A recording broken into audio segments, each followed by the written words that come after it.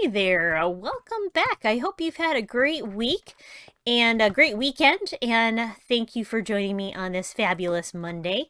Today we are in my Creative World copy of our Adventurers Guild world, and we are at our double spawner that I found in the real one, in the real copy, not this, not our Creative World here. And here are the coordinates. If you are curious, it is 1230, negative 3872. And on both copies I've had so far, now I haven't checked any others, these spawners were always the same, at least so far. So far, in all of the worlds that I've loaded so far, there's always been a zombie in this one and a skeleton. Now, that might change. That might change. I do know that spawners sometimes spawn differently depending on your world. So this could be a double skeleton farm. It could be a double zombie farm. It could be a zombie skeleton, skeleton zombie like this one is. It might even be spiders. I'm not entirely sure how things are calculated to create these things, but I wanted to come in this with you to give you a kind of a brief tutorial in creative. Now you can do this in legitimate Minecraft too. I did, and I will cut to that at the end of this section so you can see. But if we get rid of all these things, we don't need any of this stuff. What we need to do, and what I did in my survival world, is we took and made these things into normal spawners. So 1, 2, 3, and 4. We have to dig out all of these walls. And you want to do 1, 2, 3, and 4. So we want to get rid of all these walls. And then you want to do that on all 4 sides of both spawners. So if we dug out these, this will open it up so that you get your maximum spawnable area for these spawners. They like 9 blocks. They have all of this space all the way around that can be spawnable. And then what we can do, actually, let's grab us a slab. So we're in creative. We're just doing this for the sheer fact that we can. And then a slab will keep the surface despawnable, so they can only spawn around the sides of the spawner. Now you do also need to go 4 down from the bottom. So we've got 1, 2, 3, and 4. So this will all have to be cleared out.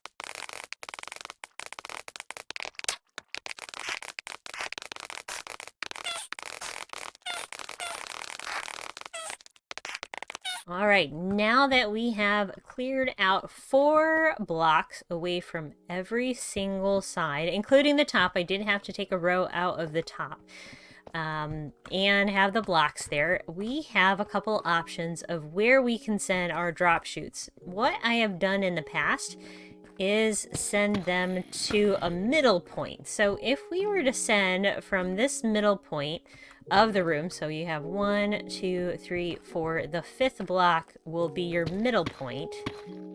If we send them there, and then we go over here, and this is the most beautiful spawner, by the way. Beautiful, like, setup that you could get. If you come here, just like this, we actually have a perfect little hole that we can send all of our zombies into. And this guy spawned. I don't have it lit up enough. If you have it lit up enough, you will not have to worry about this problem. But what we can do is start to fill in our water sources. This one's a little tricky because we've got a weird room here. We have 2 rooms we're working with. But if you do it just right, by taking out all of these spots, and just kind of digging it down. As you notice, our zombie friend here is a good demonstration. And Hi, friend. Yes, you are perfect. You know what? We're just gonna send you right into the hole. So you see where our zombie friend goes. He flows right into here. Now we need to do the same thing for our skeleton side. So we'll have this one to do, and then we'll put another water in this side. Oh, you got out. Okay, yep, I know. I'm not finished with it yet. Do you want to demonstrate this side, too? Perfect. Alright, so if we demonstrate this side as well, we want to take out all of these blocks. To the point where once we get the water flow going properly, our zombie friend will not be able to get out of this hole at all. I'm creative, so I'm going to float above it, so you can kind of get an idea of what's going on here. So again, water source, into the center point, and we'll dig 2 in so that we have a nice pillar here that divides the 2 rooms, basically. Water source there. Now we can send it down just 1 more block so that we could put some soul sand. Of course, our zombie friend is in the way. Nope, get out of the way. I need to put that there. Thank you. And then we also want some ice.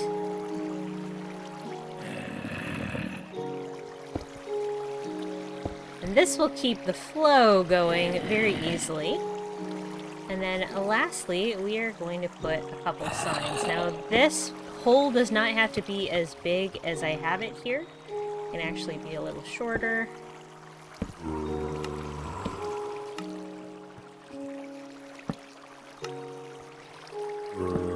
But we do need enough signs to be able to hold the water back. Yeah, I know. Yep.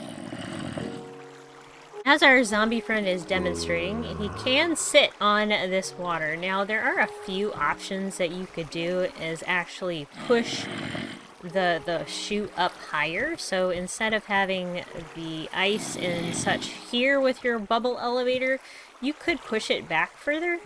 But for now, we only need this. What we need to do is once we have this all set up, we will need to figure out where we want our drop chute. Excuse me, thank you.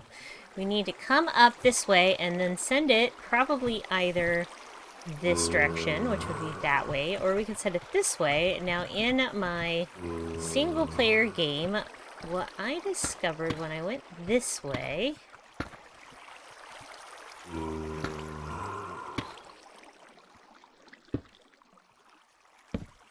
was a beautiful cave that had a geode overhanging this lava pit in the middle of a dripstone cave. And I got that all lit up. And there was another cave entrance that was over here, but I have sealed this off after lighting it up. But the drop chute will actually go up this wall here, so it comes up this wall. Excuse the water here. And then it'll send the zombies right about here, basically. So what I did was I counted 1, 2, 3, 4, 5, 6, 7, 8, 9, 10, 11, 12, 13, 14, 15, 16, 17, 18, 19, 20, 21, 22, 23, 24 are the 2 height for their height. So, and then we go 1, 2, 3, 4, 5, and then down. And if I counted it right, zombie friend should be right here. There he is. Here's our zombie friend. Now, obviously, we do have to fill in these holes, so we'll fill in all of these holes so that we can make a nice, easy drop chute without having any gaps. There we go. No gaps there. And I'll usually put a couple torches at the top. It's not going to affect the spawn rates down below. We're going to put a couple signs on either end, just like this. This is where they are going to drop, so we don't need any water here. We do need a chest for collecting. And a hopper. Now you will see when in my finished area here what it's going to look like in a minute. But I did have to bring some things down. We had to put... Because this is a zombie and skeleton spawner. Remember, zombies can spawn the mini baby zombies. So little baby zombies can get through stuff. So we do want to make sure that they are not able to get through this. And the best way to do that is actually a trapdoor. Because what's going to happen is it's going to take down that block so it's not as tall. And they can't fit through a partial block size. So they can't fit through whatever this, like, 4/5 of a block is. So that is our safety filter for baby zombies, basically. Now, just to finish everything off, you will need to make sure you have source blocks and a water filter, sending them down into the drop chute. And since we're in creative, I'm just going to fill this all with source blocks for water, but you'll need to probably put one big drop of water, and then you can put bone meal up some kelp or something like that. So, if all goes well...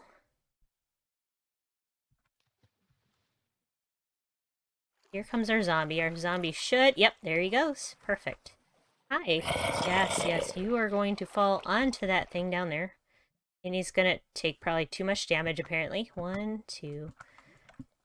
Oh, I already had hit him before, so unfortunately...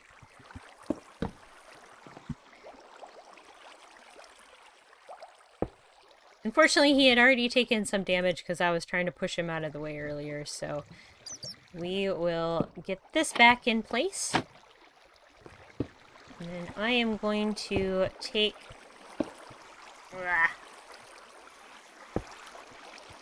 take the torches out so we can see how this works. Be very, very careful if you're doing this kind of thing in creative mode. So there goes the first skeleton. And he will spawn in and get kind of in this area. He should be pushed along. There he goes. He pushes himself along.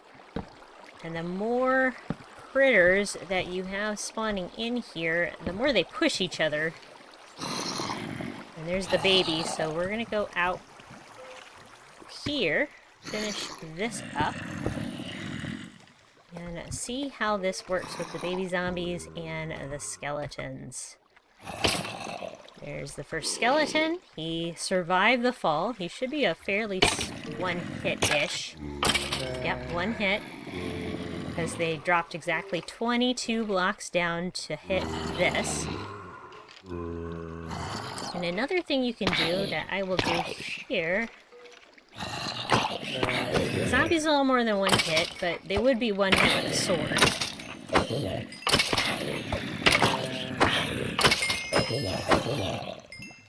Is you can also place like moss or something on top of the hopper, and that will send the experience out and it won't get caught in the hopper. And I was hoping the baby zombie would come out so we could see how he cannot get out. Here we go.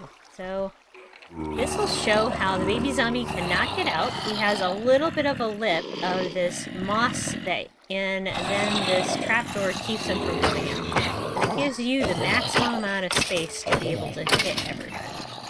Here is the basics of how I did our double zombie and skeleton spawner. Again, if you like to play on the seed, it is at those coordinates. One last time, the coordinates, go ahead and write them down, pause it if you need to. Pretty easy to find, and it's literally underneath our village's square. So here we are on our regular survival world, and as you can see behind me, it is a box, is what I have right now. that leads down into our double spawner. And as I mentioned, it's like, so here's the bell of our city. There is the Adventurers Guild up there. This is directly above where our double spawner is. I created a little area to go up and down, and I wanted to protect it from villagers accidentally stumbling in. That's why this exists the way it is. This is a drop chute and then a bubble elevator. And a warning, if you don't like heights, don't look. There we go. So this is what has become of our beautiful little zombie slash skeleton spawner. And as I said, this is the Undead Destroyer 2000. And you can view in there to see the zombies and the skeleton spawner there. And I have a sword that is our zombie slayer that has some nice little enchants on it. It's Smite 5, Looting 3, and Mending. I don't have Unbreaking on it because I realized that with how many zombies I'm breaking, it just always heals. So, yeah. As you can see, I've set up a double collection system, so we have plenty of room for all of the crazy goodies that come in. And it's filling up. It's almost there to the point where it'll start filling up the second chest. There is our chute up and our drop chute down. I have a nice grindstone to merge things in together, because if you have like bows, you can merge them together and take off any enchants that you don't need. There's my storage of things that are completed. I also started up a dripstone farm of a sort, so that we can collect more dripstone while we're down here. And we also have our lovely amethyst geode. So if you come over here, this is like perfect because you can double duty all these things. And I have lit up our cave. Look how beautiful that is. And it's mostly spawn proof. I have seen a few things spawn in here, but for the most part it's empty. And then here is our cave. And I can't get past some of these crystals, but we'll get rid of some of these crystals so we can come into our geode. Now I decided I was going to leave this one pretty much whole, just the way it was, not take out a whole lot of blocks, and then I can just mine as needed. And I just took that one out, and I didn't mean to. But we can just take out individual crystals, being very, very careful not to kill buds, and I am not being that careful because I am talking. But we can create all the blocks of amethyst that we might need while we are sitting at our zombie and skeleton farm. So both are loaded in at the same time, and it's really nice because like from this distance and the direction that I built that little area, you don't really see the entrance, and it looks like it's been undisturbed. And that was the idea, is that they would stay fairly undisturbed and just be a perfect geode over there. Now I might eventually make a lava farm to go with all of this dripstone. It would be a perfect area to do it down here with our dripstone and get some cauldrons. But I need a lot of iron to do that first. Let me shut these guys up.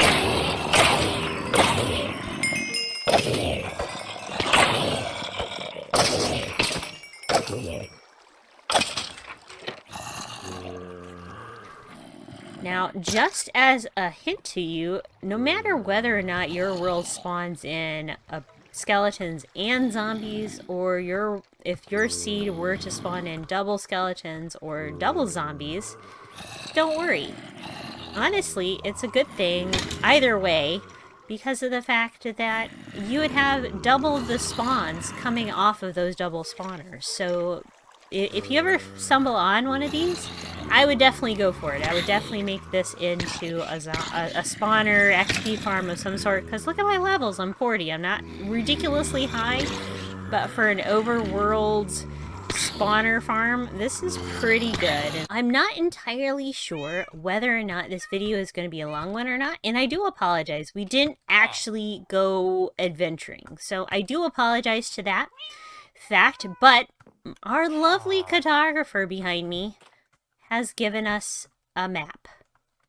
And if we take a look at this map, it is a Woodland Explorer map. This is a Woodland Mansion.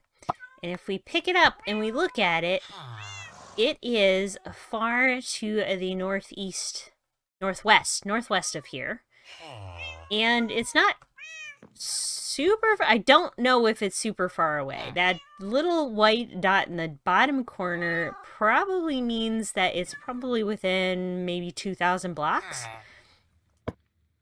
So thanks to our lovely adventurer, he also has Ocean Explorer maps. He has the Woodland Explorer. Unfortunately, it will always be the same one. So eventually we will need another fella than this if we want to explore multiple Woodland mansions. But I think that is the plan for next week, because originally I was going to go to some warm biomes, but you know what? I think it would be nice to go exploring and find something new. So we are going to take our Woodland Explorer map here and find the Woodland Mansion. I hope you enjoyed this video, and leave a like if you do. Comment a kitty cat's name. Like I have this cat here that I do not have a name for. And he's not looking at me. But I would love to have a kitty cat. So there he is. Hi, name this cat. The first comment in the comment section, I will name them after. So everybody have a wonderful week, and I will see you next time.